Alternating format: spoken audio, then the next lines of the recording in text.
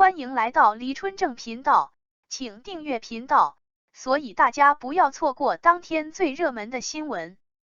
我们今天的时事通讯包括以下内容：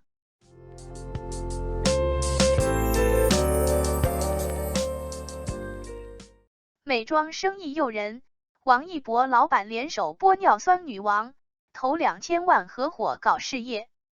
继成功登陆港交所之后，乐华娱乐 02306HK 又玩起了跨界。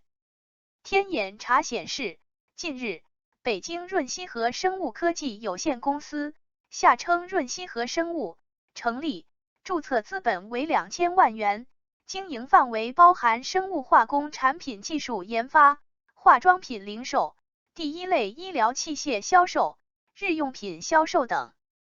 润西河生物的背后，2位商界女强人和2家上市公司隐身其中，分别为杜华和赵燕及二者控制的上市公司乐华娱乐和华西生物，688363sh。据天眼查资料，润西河生物由天津医华管理咨询有限责任公司下称医华管理和北京华西海域科技有限公司下称华西海域分别出资1000万元设立，双方各持股50%。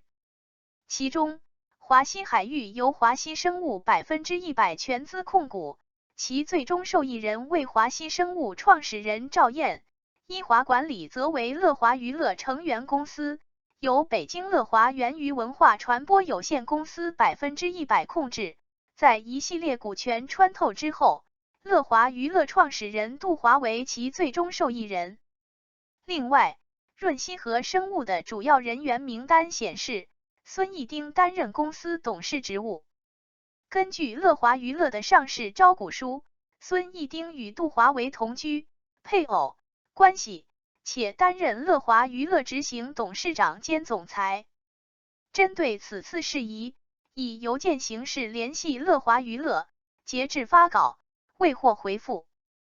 以投资者身份致电华西生物证券部，相关人士表示，对于此次与乐华娱乐合资成立新公司的情况，目前暂不清楚。发现，华西生物旗下功能性护肤品牌也名为润西河，在华西生物2021年年报中，对润西河的描述为母婴品牌。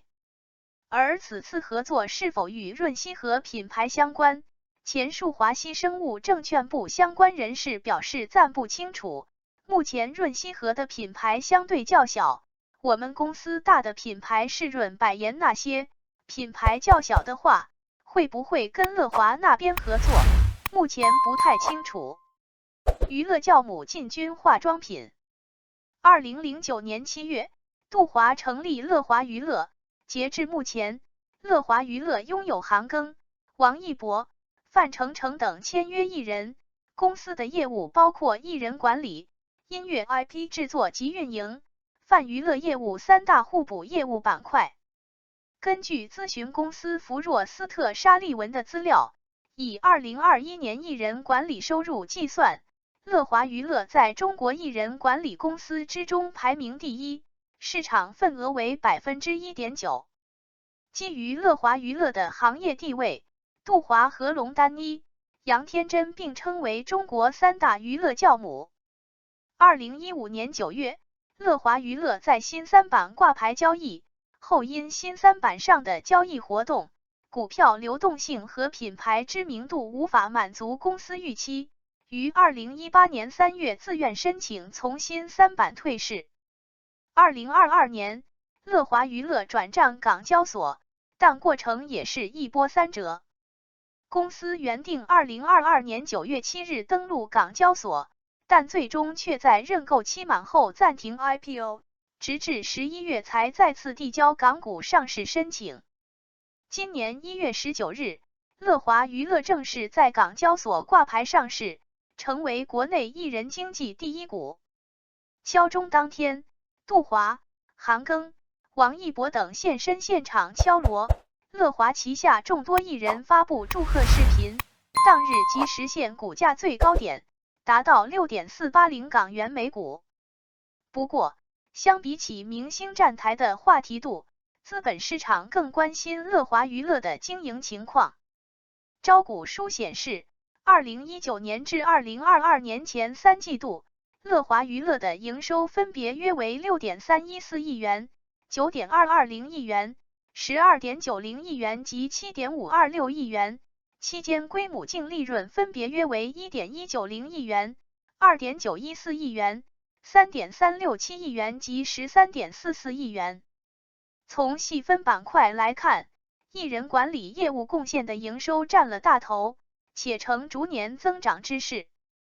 2019至2022年前3季度，该业务实现营收分别为 5.30 亿元、8.08 亿元、11.75 亿元及 6.78 亿元，占营收比例分别为 84.0%、87.7%、91.0% 及 90.1%。音乐 IP 制作及运营和泛娱乐业务的创收则相对较小。自2021年起，两项业务营收合计已经缩减至 10% 以下。2022年前3季度的营收数额共计 0.749 亿元，占营收总额比例为 9.9%。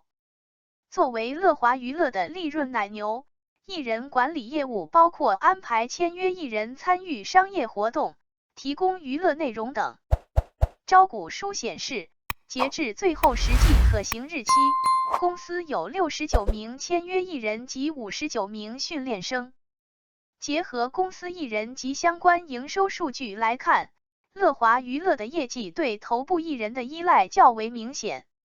招股书显示，2019年至2022年前3季度，公司前10名艺人的应占收入分别占当期总收入的 74.8%、83.0%、85.6% 及 87.2%。排名第一艺人及王一博应占收入则分别占同期总收入的 16.8%、36.7%、49.5% 及 58.8%。正因为此，尽管乐华娱乐已经成功上市，但市场仍对其可持续发展性保有质疑。如何寻找新的业绩增长点，摆脱单个艺人依赖症或成为乐华娱乐上市后的一大课题。玻尿酸女王压注功能性护肤品。与娱乐教母杜华一样，华熙生物的赵燕也是商界的女强人。2019年11月，华熙生物成功登陆科创板，让赵燕成为外界眼中的玻尿酸女王。官网显示，2000年，赵燕成立华熙生物，开始微生物发酵法量产透明质酸。据央广网、经济观察报等多家媒体报道，2007年，华熙生物已成为全球最大的玻尿酸研发、生产和销售企业。目前，华熙生物的业务主要有原料产品、透明质酸原料、医疗终端产品、玻尿酸产品等，功能性护肤品、功能性食品等。财报数据显示，2019年至2022年前3季度，华熙生物的营收分别为 18.86 亿元、26.33 亿元、49.48 亿元及 43.20 亿元，归母净利润分别为 5.856 亿元、6.458 亿元、7.823 亿元及 6.774 亿元。作为以玻尿酸发家的龙头企业，此前华熙生物凭借着原料产品获益颇多。财报数据显示，2019年，原料产品仍是公司主营业务，实现营收约 7.61 亿元，占公司总营收比例达到 40.35%。从2020年开始，这一情况开始发生转变，功能性护肤品取代了原料产品，成为华熙生物营收第一的业务板块。2020年至2022年上半年，功能性护肤品分别实现营收 13.46 亿元、33.19 亿元及 21.27 亿元，占公司总营收比例分别为 51.15%、67.09% 及 72.45%。根据年报，华西生物目前拥有润百颜、BioHilux、夸迪、Quadha、米贝尔、Midrepair、BM 激活润烯和 Bloom Care 等品牌，产品种类包括刺抛原液、各类高霜水乳、面膜、手膜、眼膜、喷雾、母婴个护、头皮护理及部分彩妆产品。2022年半年报显示，华西生物去年前6月的营收同比增长51.58%，主要原因系功能性护肤品销售收入同比大幅增长77.17%，原料业务同比稳步增长10.97%。功能性护肤品虽然占营收比例较大，但并不意味着公司已经转型，公司仍然保持全产业链发展，只是功能性护肤品在市场放量上相对容易实现。前述华西生物证券部相关人士对称。艾瑞咨询研报显示，功能性护肤品介于普通护肤品与皮肤科药品之间，运用活性成分修复皮肤屏障并能针对性解决皮肤问题的护肤品。近年来，肌肤护理越来越受到国人重视，消费者认知的提升使得功效型护肤品被问题肌肤人群及成分党所认可。根据前述艾瑞咨询研报，2020年，中国功效型护肤品行业规模已达到260.1亿元，未来3年，功效型护肤品行业规模将以29.4%的年均复合增速继续增高，并于2023年达到589.7亿元。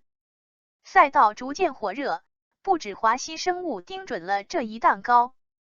在国内，同样有医美巨头之称的爱美克，30.896万，30.896SZ，以及薇诺娜品牌背靠的贝泰妮，30.957万，均已经早早布局功能性护肤品业务，分食国内市场。2022年11月4日，薇娅夫妇参股的巨子生物02367HK在港交所上市。作为拥有重组胶原蛋白相关产品和技术的生物科技公司，巨子生物也布局了功效型护肤品业务，拥有可复美、可丽金、可愈、可痕、可复平、丽颜、心肝、Skigen 及苍苷8大品牌。更早之前的2022年8月，江苏创建医疗科技有限公司宣布完成首轮近2亿元融资，其领头人为资生堂旗下的资悦基金。彼时，资生堂中国亦明确表示，功能性护肤产品凭借其专业健康背景受到越来越多消费者的青睐，也因此成为资生堂中国前瞻部署的细分赛道。感谢您观看视频。如果您觉得本时事通讯有用，请不要忘记点赞、评论和订阅。祝您生活愉快，充满活力。再见。